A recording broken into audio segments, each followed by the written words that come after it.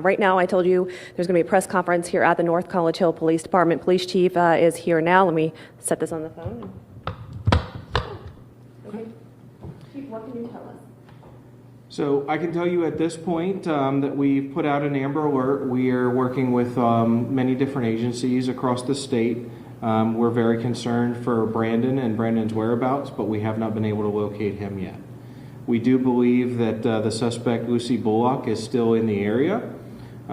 She's light on resources and light on friends and family to help her. So that means that, honestly, the public is going to be a key helper in this and bringing this to a peaceful resolution, which we hope to still do.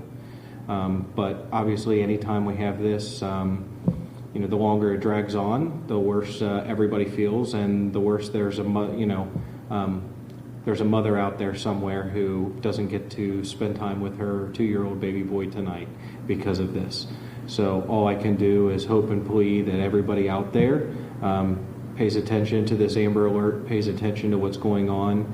And if you know Lucy Bullock, if you see Lucy Bullock, if you see that vehicle, call 911 and do the right thing. If Lucy's watching or friends are watching, all we want is Brandon back. We want Brandon back safe, and we want to bring him to his mother so that they can make sure that they hug him tight and make sure that he's safe tonight. Has the car been spotted at all? I know it was on one of those flock cameras. Can you say where that was spotted, or where do you? That flock camera and that picture that I'm aware of was from days prior to this incident, not from that. What I can tell you at this point is, yes, we did get a call about 10:38 this morning for a trouble run that turned into a missing child and a stolen vehicle at 1951 Sterling. We put together all the information. We later found out the suspect. All we had was a first name at that point, but our suspect is a Lucy Bullock, a female black, age 22, and that she stole a 2009 black Saturn Vue SUV. More information on that is the SUV has duct tape around the rear license plate area, so that's one of the things that's distinguishing about that vehicle, as well as a handicap placard in the rear view mirror. So those two things kind of separate that. We believe it still does have the license plates on it. The license plate is Ohio JVU 5960. I can tell you that we believe that Lucy does not have a whole lot of resources. So the last time she was seen with Brandon, anywhere from about noon to 1 o'clock, Brandon seemed safe. Lucy was wearing a maroon t-shirt, a black bandana, blue jeans, and black Uggs. She has a lengthy criminal history. Does that make you even more concerned for this child? Yes. So that was some of the things that took us a little while to put out the Amber Alert. I know some of the other media outlets were asking about that.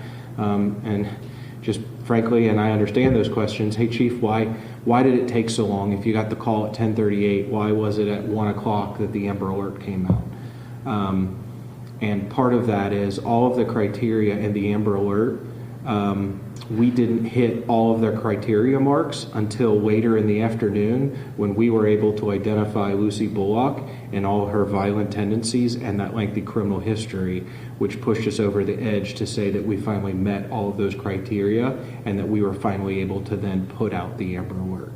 So we kind of felt behind the ball a little bit in that. And then once we put that out, we were trying to catch up rather quickly. But we can only deal with the cards that were dealt, if that makes sense. Now, Chief, you say she was last seen around noon, and you gave a description of what she was wearing. Where was she seen, and why does that lead you to believe that she may still be in the area tonight? She was still seen in Hamilton County. I'm not going to release at this time any other of those details because we fear that that's still part of the investigation, and that may hinder our process in finding Brandon and her and bringing this to a safe resolution. So I'll just leave it at that there is some promising news that at least during that time frame, we believe that Brandon was safe, he was healthy, and he was with her still. So the only thing that I can do is just to urge everybody to be on the lookout for them, because I know that she doesn't have any money. She doesn't have any other places to go. So I believe that she's still in this area, and I believe that it's honestly the public and the people who are informed on this knowledge and these things that are going to help us to do our job to bring a peaceful resolution. And that's the first and foremost thing that I'm interested in.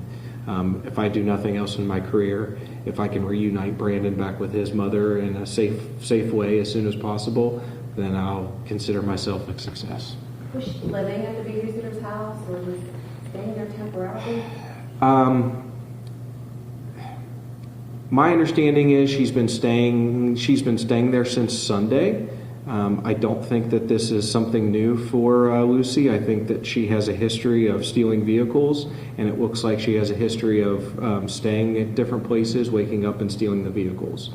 That part is not surprising to us. Taking Brandon, we don't have a motive for that, and we're trying to understand that. So obviously our first and foremost thing is getting Brandon back safe and sound and reunited with his mother, and then after that is when all those questions come in to ask why. I think we have the same questions that all the viewers and everybody else have, because we want to understand it. At this point, we don't have that motive. The Ring doorbell footage, it was very dark. Did you guys ever get any other kind of footage that shows more than just the kind of a silhouette? No, that's pretty much all we have too, and just the information that we have to go off of at this point all leads us to believe that yes, that's pretty much what happened. Is early morning hours, anywhere between 5 and 6 a.m. Lucy Bullock loaded up Brandon in the car and stole that 2009 Saturn. Any indication that anyone in the house knew that she was going to do this? No. Now, you say you are fairly certain that she is still in the area tonight. When does this reach a point, unfortunately, say this child was not found until the morning? When do you think this reaches a point where it will become a likelihood where she is no longer in this area, even in a different state?